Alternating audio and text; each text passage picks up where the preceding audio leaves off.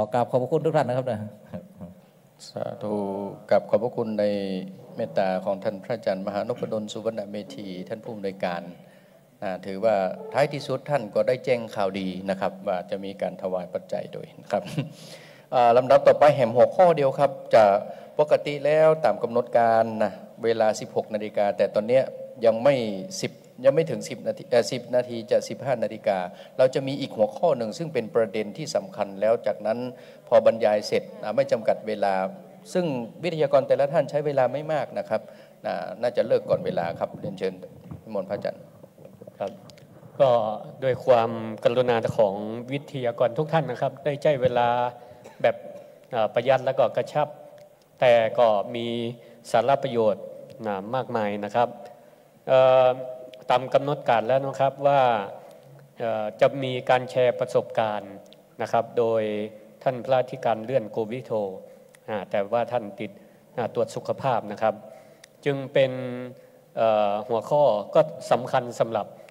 พระสงฆ์ทุกรูปนะครับเพราะทุกวันนี้เวลาจะขบจะฉันอะไรก็ระมัดระวังนะพิจารณาอาหารทุกครั้งนะครับโดยที่ว่าฉันสิ่งนี้หวานเกินไปหรือไม่คาร์โบไฮเดรตมีแป้งน้ำตาลมากหรือไม่จะมีวิธีการรักษาสุขภาพหรือว่านับคาร์โบไฮเดรตอย่างไรนะครับวันนี้ผู้เชี่ยวชาญจะมาแนะนำนะครับวิธีการนับคาร์โบไฮเดรตเพื่อห่างไกลจากโรคเรื้อรังโดยกลุ่มงานสุขภาพนะครับของโรงพยาบาลลำปางขอเจริญพรครับค่ะนมัสการพระคุณเจ้านะเจ้าหนูขออนุญาตอุกเมืองแล้วกันนะคะเนาะหนูนะคะชื่อนางสาวอนงคำตันนะคะเป็นนักวิชาการสาธารณสุขปฏิบัติการนะคะจากกลุ่มงานสุขศึกษาโรงพยาบาลลำปางค่ะหนูนางสาวกันวราสุวรรณสตันนะคะเป็นนักวิชาการสาธารณสุขอยู่กลุ่มงานสุขศึกษาโรงพยาบาลลำปางค่ะค่ะก่อนอื่นที่ก่อนที่เราจะบรรยายนะเจ้าเนาะเราจะมีกิจกรรมทางกายแป๊บหนึ่งนะคะเพื่อรีแลกซ์เนาะเดี๋ยวจะขอพระหลวงพี่ทั้งหลายนะคะทำกิจกรรมตามที่หนูได้แนะนำนะคะก็คือเป็นการบริหารสมองเนาะหนูรับรองว่าทำแล้วหัวเราะแน่นอนเพราะว่าจะดูว่าเรามีประสาทสัมผัสเนี่ยมีการเชื่อมโยงกันยังไงบ้างนะคะขอหลวงพี่ทุกท่านนะคะยกมือเนาะด้านซ้ายจะเป็นจีบด้านซ้ายของเรานะคะเป็นจีบค่ะด้านขวาจะทำเป็นแอลแบบนี้ซ้ายเป็นจีบขวาเป็นแอลนะคะถ้าหนูบอกว่าสลับให้สลับนะคะก็คือตอนนี้เราจีบอยู่ซ้ายใช่ไหมคะถ้าบอกว่าสลับเนี่ยจีบจะไปอยู่ขวาแอลจะไปอยู่ซ้ายพร้อมหรือยังคะรับรองว่าสนุกแน่นอนเนาะพร้อมไหมคะสลับค่ะจีบต้องเป็นอย่างนี้นะคะไม่ใช่อย่างนี้นะจีบต้องเป็นอย่างนี้นะคะส่วนแอลก็ต้องเป็นอย่างนี้นะคะเนี่ยค่ะเป็นการฝึกสมองเราอย่างหนึ่งนะคะสลับค่ะได้ไหมเอ่ย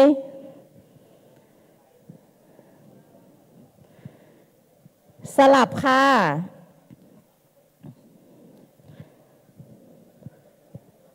สลับค่ะมันยากเกินใช่ไหมคะดูแบบง่ายๆเลย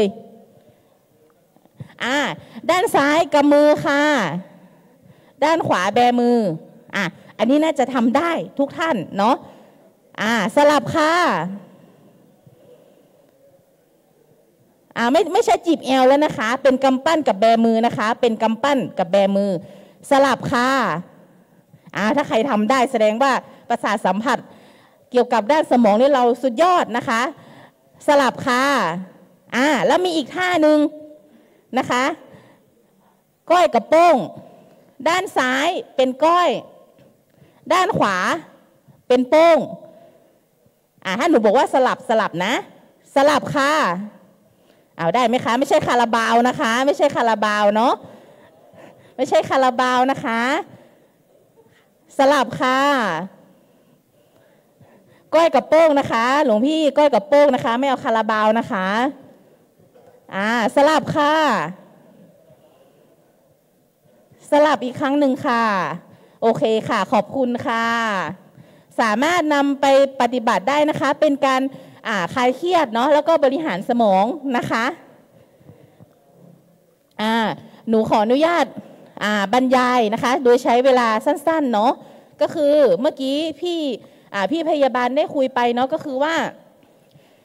การที่เราจะบริจาคอวัยวะได้เนี่ยเราต้องมีสุขภาพดีใช่ไหมคะโดยส่วนใหญ่ในปัจจุบันเนี่ยไม่ว่าจะเป็นพระสงฆ์หรือว่าบุคคลทั่วไปส่วนมากปัจจุบันจะป่วยเป็นโรคไม่ติดต่อเรื้อรังเนาะโรคเบาหวานความดันไขมันเนี่ย3 โรคเนี่ยเป็น3 โรคฮิตเลยในปัจจุบันเนาะถ้าสมมติว่าการที่เราดูแลสุขภาพดีอย่างเงี้ยค่ะนอกจากมันจะสามารถช่วยป้องกันโรคแล้วเนาะทำให้เรามีอายุยืนยาวได้นานขึ้นด้วยนะคะง่ายๆก็คือสิ่งแรกที่เราจะต้องมีการนับขาบเพราะอะไรเนาะก็คือไม่ว่าจะเป็นคนป่วยที่จะเป็นโรคเบาหวานหรือคนที่ปกติเวลาเรารับประทานอย่างหลวงพี่ก็คือฉันเนาะฉันอะไรเข้าไปแล้วนะคะที่มีส่วนประกอบของพวกคาร์โบไฮเดรตก็คือประเภทข้าวแป้งน้ำตาลหรือพืชผักที่มีแป้งเยอะเนาะเมื่อเรารับประทานไปเข้าไปแล้วเนี่ยค่ะร่างกายเราจะเปลี่ยนจากอาหารเราเนี้ยไปเป็นน้ำตาลเนาะแล้วก็ร่างกายเราจะมีฮอร์โมนตัวหนึ่งชื่อว่าฮอร์โมนอินซูลินนะคะผลิตจากตับอ่อนเนี่ยหลั่งออกมาเนาะแล้วก็จะนำน้ำตาลเหล่านี้ค่ะไปใช้ตามอวัยวะต่างๆในร่างกายหรือเซลล์ต่างๆในร่างกายเนาะหลังจากนั้นเนี่ยเมื่อนำไปใช้แล้วนะคะจะไปใช้เป็นเมื่อนำไปใช้ตามอวัยวะต่างๆแล้วมันก็จะเป็นพลังงานเนาะถ้าเป็นคนปกติที่ไม่เป็นโรคเนี่ยค่ะโดยเฉพาะเบาหวานเนาะก็คือระดับน้ำตาลในเลือดเนี่ยมันก็จะกลับมาเป็นปกติแต่ถ้าคนที่ป่วยเป็นโรคอย่างเงี้ยค่ะคืออาจจะมีภาวะดื้ออินซูลินเนาะส่งผลให้เซลล์ต่างๆในร่างกายในเสื่อมทำให้ประสิทธิภาพของฮอร์โมนอินซูลินนะคะในการนำน้ำตาลไปใช้เนี่ยลดน้อยลงจึงทำให้มีน้ำตาลในเลือดเนี่ยสูงเนาะหลวงพี่ในที่นี้มีท่านไหนมีโรคประจำตัวเป็นโรคเบาหวานบ้างคะมีไหมคะยกมือให้หนูหน่อยค่ะเรื่องบรรยายวันนี้ที่หนูสอนเนี่ยสามารถเอาไปปรับใช้ในการฉันได้นะคะก็คือขาบเนี่ยย่อมาจากคาร์โบไฮเดรตเนาะเมื่อกี้หนูบอกก็มีข้าวแป้งน้ำตาลหรือว่าพืชผักที่มีแป้งเยอะนะคะก็คือเป็นสารตั้งต้นของน้ำตาลนะคะซึ่งส่วนใหญ่เนี่ยคาร์โบไฮเดรตเนี่ยเราจะใช้เป็นพลังงานในร่างกายของเราเนาะก็คือถ้าเราทานเยอะในปริมาณที่มากก็จะส่งผลต่อระดับน้ำตาลในเลือดนะคะจะส่งผลต่อโดยเฉพาะผู้ป่วยโรคเบาหวานแล้วก็ผู้ที่เสี่ยงต่อการเป็นโรคเบาหวานนะคะค่ะอันนี้จะเป็นการคำนวณขาบก็คือง่ายๆเราสแกน QR Code เข้าไปก็จะบ่งบอกเลยว่าวันนี้เราใส่น้ำหนักส่วนสูงอะไรเข้าไปนะคะก็จะบ่งบอกเลยว่าวันนี้เราต้องทานกี่ขาบต่อวันอย่างเงี้ยค่ะส่วนหมวดอาหารที่เราทานได้เนาะส่วนมากเนี่ยที่เมื่อกี้หนูได้กล่าวไปก็คือจะเป็นประเภทข้าวแป้งใช่ไหมคะหรือผักผลไม้ที่มีแป้งเยอะเนาะก็คืออันนี้อย่างเช่นหมวดข้าวแป้งเนี่ย1 ส่วนเนี่ยก็จะมีขาบอยู่15 กรัมโปรตีน2 กรัมให้พลังงาน80 แคลนะคะก็จะเท่ากับ1 ขาบง่ายๆก็คือทานข้าวเนาะข้าวสวยหรือข้าวไม่ขัดสีอะไรพวกนี้ค่ะ1 ทัพพีเส้นก็อาจจะประมาณ1 ทัพพีเหมือนกันนะคะส่วนที่ข้าวเหนียวเนี่ยน่าเป็นห่วงนิดนึงก็คือจะเป็นครึ่งทัพพีนะคะก็เท่ากับ1 ขาบเนาะแล้วก็หรือ1 กำปั้นเรานะคะง่ายๆ1 กำปั้นนะคะแล้วก็ ประเภทผักที่มีแป้งเยอะนะคะพวกฟักทองเผือกมันเนี่ยค่ะก็1 ทัพพีแล้วก็ขนมปังเนี่ย1 แผ่นเท่ากับ1 ขาบนะคะค่ะแล้วก็เป็นพวกหมวดประเภทผักเนาะอย่างเช่น1 ส่วนเนี่ยคือ1 ทัพพีเนาะก็มีคาร์โบไฮเดรตประมาณ5 กรัมโปรตีน2 กรัมแล้วก็มีพลังงานเนี่ยให้พลังงานประมาณ25 แคลนะคะก็มีอย่างเช่น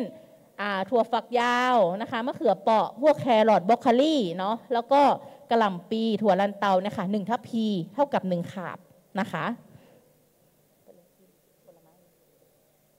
ผลไม้นะคะผ ผลไม้1ส่วนเนี่ยมีคาร์โบไฮเดรตเนี่ยค่ะประมาณ15 กรัมเนาะก็คือให้พลังงาน60 แคลก็คือ1คาร์บเนาะอย่างเช่นแอปเปิลเนี่ย1ลูกเล็กเอาง่ายๆนะคะ1กรัมถ้าผลไม้ที่มีขนาดเท่า1กำปั้นเนี่ยค่ะเท่ากับ1คาร์บถ้าใหญ่กว่ากำปั้นเรานิดนึงเนี่ยเราต้องทานแค่ครึ่งลูกเนาะก็คือเท่ากับ1คาร์บแต่ถ้าเป็นลูกโตเลยอย่างเช่นแตงโมมะละกอเงี้ยค่ะสับปะรดเงี้ยเราต้องแบ่งชิ้นในการรับประทานนะคะไม่เกิน8ชิ้นพอดีคำนะคะไม่ใช่ชิ้นใหญ่เกินไปเนาะแล้วก็ถ้าเป็นผลไม้เล็กกว่า1กำปั้นอย่างเช่นลองกองสตรอเบอรี่อะไรอย่างเงี้ยค่ะเงาะอย่างเงี้ยก็คือประมาณ4 ถึง 6 ลูกนะคะสามารถทานได้นะคะคือเท่ากับ1คาร์บส่วนเครื่องดื่มนมและเครื่องดื่มนะคะอย่างนมจืดเป็นนมจืดเนาะนมจืด1กล่องเนี่ยประมาณ250 ml อย่างเงี้ยค่ะก็เท่ากับ1คาร์บเนาะอันนี้เป็นนมวัวแต่ถ้าเป็นนมแพะเนี่ยค่ะก็คือประมาณ1กล่องก็คือ190 ml ประมาณ 0.5 คาร์บเนาะแล้วก็ถ้าเป็นโยเกิร์ต 0%ไข่ 0% นะคะไม่มีไขมันก็1ถ้วยเท่ากับ1คาร์บส่วนนมเปรี้ยวก็เช่นกันค่ะแล้วก็ส่วนเครื่องดื่มขนมหวานเนาะอย่างเช่นเราทานพวกกาแฟคาปูชิโน่ร้อนอย่างเงี้ยค่ะ1แก้วก็เท่ากับ1คาร์บเนาะแล้วก็เป็นเครื่องดื่มพวกชาเย็นเงี้ยค่ะถ้าเป็นชานมเย็นก็ 2.5 คาร์บ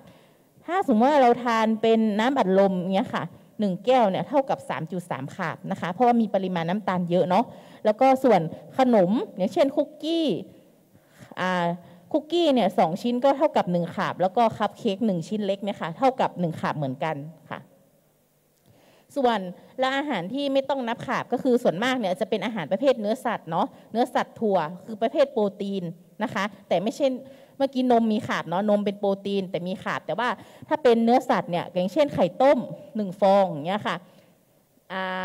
เนื้อปลาสุกอกไก่สุกก็คือเนื้อหมูแล้วก็กุ้งสุกเงี้ยค่ะคือเนื้อสัตว์ที่ไม่ติดมันสามารถทานได้นะคะ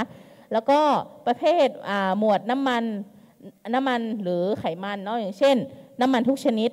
พยายามขอเน้นเป็นน้ำมันพืชดีกว่าน้ำมันหมูนะคะแล้วก็เป็นเนยเนาะกะทิงาอย่างเงี้ยค่ะควรในทานในปริมาณที่ไม่เยอะเกินไปนะคะแล้วก็ผักที่ไม่มีคาร์บก็ง่ายๆอย่างเช่นแตงกวาเนาะกะเพราอย่างเงี้ยค่ะผักกาดขาวบวบมะเขือยาวผักกาดหอมส่วนถั่วเนี่ยสามารถทานได้แต่ไม่ควรทานในปริมาณที่มากเกินไปนะคะ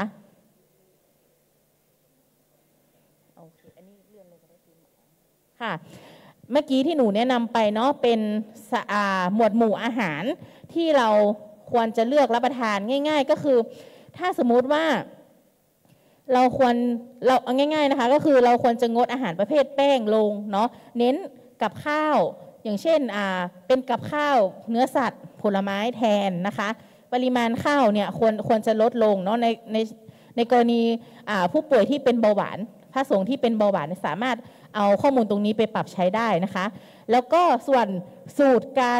การกิน2-1เนี่ยไม่ใช่ผู้ที่ไม่เป็นโรคก็สามารถนำไปรับประทานได้นะคะก็คือแบ่งเป็น2-1เนาะ2ส่วนแรกก็คือจะเป็นผักผลไม้เนาะง่ายๆวัดจากอุ้งมือเราค่ะ2อุ้งมือเนาะอันนี้เป็นผักผลไม้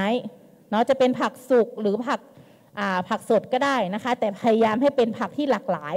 นะคะส่วนอีกส่วนหนึ่งก็คือข้าวเนาะข้าวก็1ส่วนก็ประมาณ1กำปั้นนะคะ